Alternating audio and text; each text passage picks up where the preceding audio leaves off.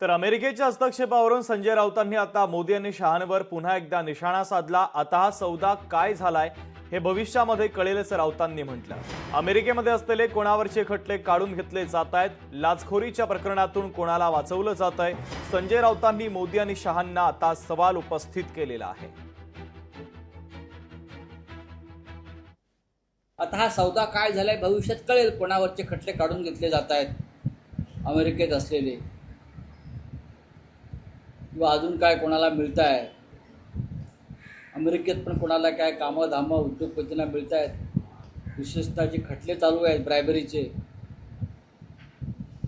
लाचखोरीचे, त्याच्यामुळे काही लाडक्या उद्योगपती मित्रांना अटकेची भीती वाटते अमेरिकेकडून।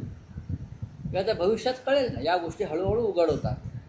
त्याच्यामुळे सौदा काय झाला भारत आणि अमेरिकेत हे समजणं या देशाला गरजेचं आहे। लोकशाही मराठी ऐका, पहा, जागरूक रहा।